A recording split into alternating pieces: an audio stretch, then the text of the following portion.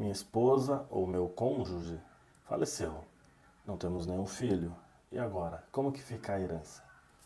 É importante sempre estar atento às leis de sucessões, porque sempre quando não houver filhos, ou seja, não tiver descendentes, o cônjuge sobrevivente sempre vai concorrer na herança junto com os ascendentes, independentemente do regime de casamento. Então, seja qual for o regime, o cônjuge, o esposo ou a esposa sempre vai ser herdeira concorrendo com os pais do falecido.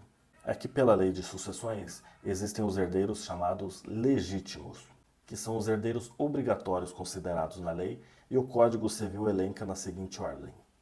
Primeiramente os descendentes, os filhos, os netos, a depender da situação, podendo concorrer ou não com o cônjuge sobrevivente. Com a observação de que, nas circunstâncias em que o cônjuge for meeiro ou meeira, não irá concorrer no mesmo objeto de herança. Ou seja, quando o cônjuge meia, ele não herda, mas quando ele não meia, ele herda. Em segundo lugar, na ausência de descendentes, os próximos herdeiros são os ascendentes, os pais, os avós. Nessa situação, se tiver o cônjuge sobrevivente, ele vai sempre herdar em concorrência com os ascendentes. Em terceiro lugar, se não tiver nem filhos e nem pais, apenas o cônjuge será o herdeiro obrigatório, assim definido em lei. E por último, em quarto lugar, se não tiver descendentes, não tiver ascendentes, e não tiver nenhum cônjuge sobrevivente, marido, esposa, algum companheiro de união estável, quem herdarão serão os chamados colaterais, os irmãos, os tios, os sobrinhos, até o quarto grau de parentesco.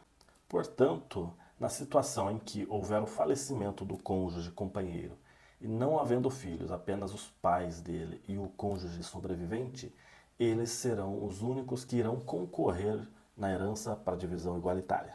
Logicamente que podem existir outras variáveis que podem interferir na forma de distribuição da herança, tal como um testamento ou algum outro ato do planejamento sucessório.